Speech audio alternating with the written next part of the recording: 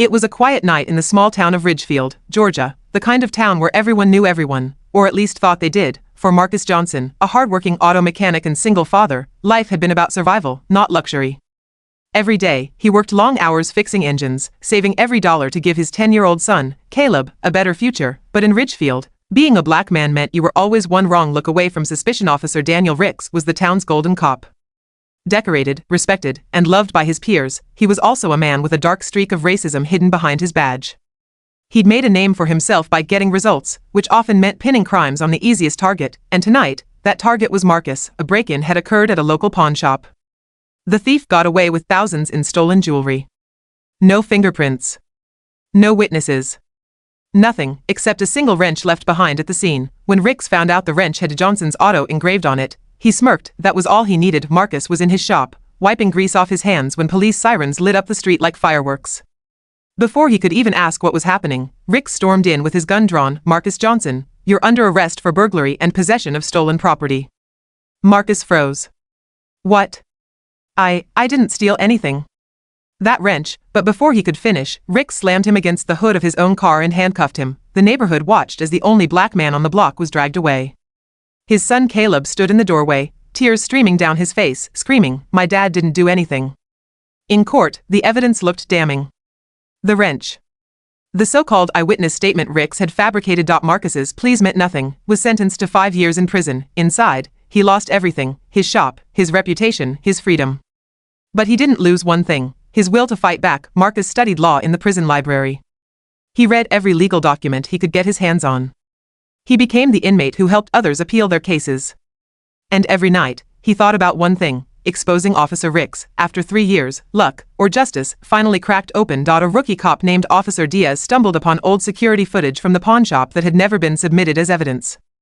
The footage showed a tall man in uniform, Officer Ricks himself, breaking into the shop and taking the jewelry. It was Ricks who had committed the crime. He'd used Marcus's wrench from a previous repair job at the police garage to plant evidence and frame him. Diaz risked his career to contact Marcus's lawyer. Within months, the truth surfaced. Marcus was released. The state issued a public apology, but he didn't want their apology. He wanted justice. He filed a civil lawsuit against the department, with evidence Diaz had secretly preserved: body cam logs, falsified reports, and proof of Ricks' misconduct in multiple cases. The courtroom was packed when Marcus stood before Ricks again, not as a broken man, but as one who'd risen from the ashes. Ricks' smirk was gone. The judge's gavel came down with a thunderous crack. "Officer Daniel Ricks, you are hereby found guilty of evidence tampering, perjury, and obstruction of justice." Marcus watched silently as Ricks was handcuffed, the same way he had been years ago, except this time, it was justice doing the arresting. Months later, Marcus reopened his auto shop with a new sign above the door: Johnson's Auto and Justice Garage.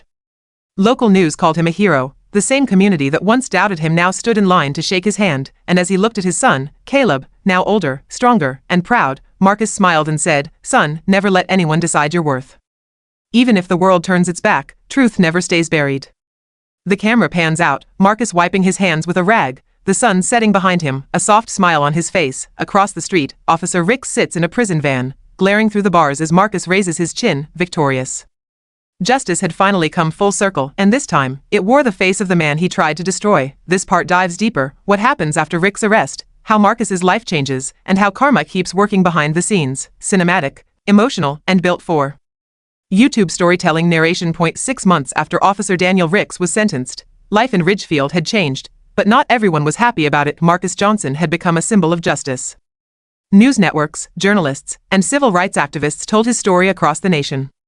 His name was now synonymous with strength, the man who stood against a crooked system and won. But Marcus, he wasn't looking for fame, was looking for peace. Marcus rebuilt his life piece by piece. The garage reopened, new customers came daily, and Caleb was finally smiling again. But every night, Marcus woke up drenched in sweat, hearing the echo of Ricks's voice shouting, "Hands where I can see them." Some scars never fade. Then, one morning, Marcus received a letter from Ricks Prison Correctional Facility. Inside, a single line in messy handwriting: "You think this is over? You took my life. I'll take yours." Marcus stared at the words. He felt a chill run down his spine, but he tore the letter up and went back to work. He'd fought harder battles before. He thought. A few weeks later, strange things began happening. One night, someone broke into his garage, but nothing was stolen. Instead, a burned police badge was left on the counter. The next morning, 2 police SUVs parked outside his shop. Officer Clayton Reeves, Rick's old partner, stepped out. Marcus Johnson, he said coldly, we received a tip you're in possession of stolen police property. Marcus frowned. You're kidding me, right? But Reeves smirked. Funny how evidence keeps finding you, huh? That's when Marcus realized the system wasn't done with him. Ricks may have been behind bars, but his friends still wore badges. Desperate, Marcus reached out to Officer Diaz, the one who had helped expose Ricks, but Diaz had been transferred. His messages went unanswered, so Marcus turned to someone else, a young tech genius named Tasha Moore, who'd grown up in Ridgefield and owed Marcus a favor for fixing her mom's car for free. Tasha dug into police records, internal files, and private emails. What she found made Marcus's blood run cold. There was a secret network inside the Ridgefield Police Department, officers covering up each other's crimes, erasing evidence, and framing minorities to boost their case numbers. And the leader of that network, Captain Harold Brooks, Ricks's commanding officer. Marcus knew he couldn't fight this the same way. Not with courts. Not with lawyers. He needed proof, solid, undeniable proof. For weeks, Marcus and Tasha worked in secret, hacking into patrol dashcam systems, pulling deleted footage, and gathering documents that showed how deep the corruption went. Then one night, Marcus took a risk. He snuck into the police impound lot, recording video evidence of officers planting drugs in vehicles. When Captain Brooks discovered the footage had leaked online the next morning, it was too late. National news picked it up instantly. Whistleblower mechanic exposes police corruption ring in Ridgefield. Brooks was suspended. The department went under federal investigation. Marcus had done it again, but this time, it wasn't just revenge. It was reform. Months later, Rick sat in prison, watching the news from a flickering TV in the mess hall. The anchor said, Ridgefield mechanic Marcus Johnson awarded the Medal of Civic Courage for exposing a deep web of police corruption. Rick's hands clenched into fists. He stood, walked to the nearest guard, and whispered, tell Brooks. I warned him. But Brooks wasn't there to listen. He'd been arrested the night before. The guards led Ricks back to his cell. An older inmate looked up from his bunk and said, you framed a good man once, huh? Guess karma finally found you. Ricks glared at him, but deep down, he knew, it was over. Back in Ridgefield, Marcus finally closed his shop early for once, and Caleb stood by the lake, the sunset painting the water gold. Caleb asked softly, Dad, do you forgive them? Marcus smiled faintly, I forgive myself for ever letting them break me. That's enough. He watched the sun dip below the horizon, the reflection glowing off his son's face. Justice wasn't about revenge anymore, it was about freedom. The wind rustled through the trees. Marcus whispered, they tried to bury me, but they didn't know I was a seed. After exposing the corruption in Ridgefield and watching justice finally take its course, Marcus Johnson found himself standing in a place he never thought he'd reach. Peace. For the first time in years, the nights were quiet. The nightmares had stopped. Caleb was thriving in school, and Johnson's Auto and Justice Garage had become a community hub. People didn't just come for car repairs anymore, they came for advice, for hope, for strength. But peace never stays long in the life of a man who challenges PowerPoint. One morning, as Marcus was changing the oil on a customer's car, a black SUV pulled up outside. Out stepped two men in dark suits, serious, sharp, and definitely not from Ridgefield. One of them approached Marcus and flashed a badge. Mr. Johnson, he said, my name's Agent Cole from the Department of Justice. We need your help. Marcus wiped his hands, confused. My help? I'm just a mechanic, Agent. Cole smiled faintly. You're more than that. You took down a corrupt cop, then an entire department. We've been following your work. There's a case, something bigger. And we think you're the only one the people will trust. At first, Marcus refused. He'd already lost too much fighting battles that weren't his to fight. But that night, as he looked at Caleb sleeping peacefully, he remembered the hundreds of families who never got their justice. The ones who didn't have the voice he had. And he knew he couldn't walk away. 2 weeks later, Marcus was standing in front of the Atlanta Federal Courthouse, now officially hired as a civil rights investigator under the DOJ's Community Outreach Program. His mission was to help rebuild trust between the police and the people, a near impossible job, but one Marcus carried like a badge of honor. At first, everything went well. He spoke in schools, trained young officers, and even advised precincts on fair policing methods. But soon, he uncovered a familiar shadow. A powerful network of businessmen, politicians, and senior officers were secretly funding operations that targeted low-income communities, the same kind of setup that once destroyed his life. The deeper Marcus dug, the darker it became. Evidence pointed to a project called Operation Clean Slate, a covert initiative designed to displace entire neighborhoods under the excuse of urban renewal. Behind it all was a corporate figure known only as Victor Kane, a billionaire with political connections strong enough to silence almost anyone who stood in his way. Marcus knew exposing Kane could destroy everything he had built. But staying silent would make him no better than the men who framed him. So, with the same determination that got him through prison, he began to gather proof, hidden documents, financial trails, and testimonies from whistleblowers too afraid to speak. One night, as Marcus was driving home, headlights flashed behind him, bright, blinding, unrelenting. He realized he was being followed. Before he could react, his car was rammed off the road. The vehicle flipped, glass shattered, and then, darkness. When Marcus woke up, he was in a hospital bed. Caleb was by his side, holding his hand, tears in his eyes. "Dad, they tried to kill you," he whispered. The doctor said Marcus was lucky to be alive. But Marcus didn't feel lucky, he felt angry. Because whoever did this wanted him silent, and that meant he was getting close to the truth. Weeks later, using Tasha's help again, Marcus traced the attack back to Kane's private security firm. They hacked encrypted files showing payments from Kane's company to certain state officials, bribes, hush money, and orders to erase digital evidence. It was massive. Enough to bring down the entire operation. Marcus released everything to the public through multiple news outlets and independent journalists. The story exploded. The people protested. And for the first time, the powerful had nowhere to hide. Kane was arrested under charges of conspiracy, corruption, and attempted murder.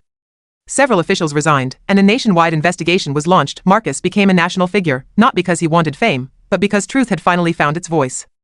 The same man who was once framed as a criminal was now standing as a symbol of integrity and resistance. When a reporter asked him during a live broadcast how it felt to take down some of the most powerful men in the country, Marcus simply replied, "I didn't take them down. The truth did." Months later, he returned home to Ridgefield. The town was different now, more united, more alive. People waved when he passed by, and children looked at him like a hero. But Marcus didn't see himself that way. He saw himself as a survivor, someone who refused to stay silent in a world built to silence him. One evening, he sat on the porch with Caleb, watching the sunset just like they used to. Caleb asked, "Dad, after everything you've done, what's next?" Marcus smiled softly and said, "Now I teach others how to fight back without hate. Because revenge ends, but justice keeps going." The camera would slowly zoom out, the sun dipping below the horizon, the wind carrying the sound of laughter from the streets. Marcus helped heal, and in that quiet moment, it was clear, Marcus Johnson didn't just survive the system, he rewrote it. This part is written as a powerful emotional epilogue, showing what happens years later, how Marcus's story becomes a legacy, and how history repeats, but this time, the world is ready. No scene breaks. Just pure storytelling flow. 10 years had passed since Marcus Johnson brought down Victor Kane and exposed the corruption that reached the highest levels of power. The world had changed. Laws had changed, but Marcus, he remained the same man at heart. His hair was grayer now, his hands slower with the wrench, but his spirit was sharper than ever. His auto shop still stood strong in Ridgefield, now bigger, brighter, and renamed Johnson & Son Mechanics. The end son wasn't for show. Caleb, now a grown man, worked beside him every day, fixing engines, laughing with customers, and carrying his father's calm fire in his eyes. People still stopped Marcus in the street to thank him. Some called him a hero, others a legend. But he never let it go to his head. "I'm no hero," he'd say. "I just refused to give up." One afternoon, Marcus received a letter from the Department of Justice, the same people who once recruited him. Inside was an official seal and an invitation. It read, "We are creating a National Civil Rights Council. We want you to lead it." Marcus smiled softly. 10 years ago, he was a man framed and forgotten. Now, the same system that broke him wanted him to help rebuild it. He accepted the offer, not for pride, but for purpose. He knew there were still battles to fight, and he wanted to make sure no one ever had to face what he did. A few months later, Marcus stood at a podium in Washington, D.C., speaking before a sea of faces, students, activists, and leaders from across the country. Behind him, a banner read, "Truth is the strongest weapon." His voice carried strength and quiet pain as he spoke. "I once believed justice was a thing men gave. But I learned that justice is something we claim.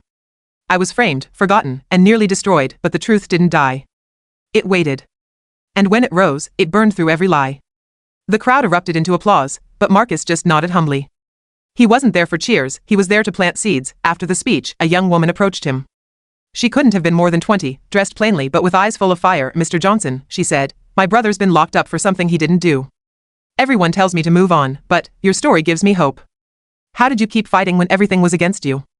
Marcus looked at her the same way he once looked at his son, with quiet belief. He said, "You don't fight because you're sure you'll win.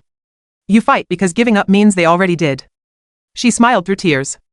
He placed a hand on her shoulder and said, "Now it's your turn." As the years rolled on, Marcus continued his work, traveling from city to city, mentoring young people, helping rebuild broken communities, teaching the power of truth, not revenge. His story became part of school textbooks. Documentaries told his tale. He was no longer just Marcus Johnson, the man who was framed. He had become Marcus Johnson, the man who redefined justice. When Caleb eventually took over the garage, Marcus didn't retire completely. He spent his mornings there, sipping coffee, watching the world move. Sometimes he'd help out, even though his knees complained and his hands ached. It wasn't about the work, it was about being where it all began. One day, an old, rusted police cruiser pulled into the lot. A middle-aged man stepped out, nervous but determined. His badge read Detective Diaz. The same Diaz who had once risked his career to free Marcus years ago. Time had changed them both, but recognition came instantly. "Didn't think I'd see you again," Marcus said, smiling. Diaz chuckled. Didn't think I'd still be alive after all that mess.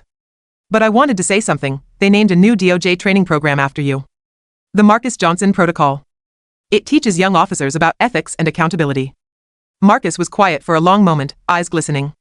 Then he said softly, "Guess that means we finally did something right."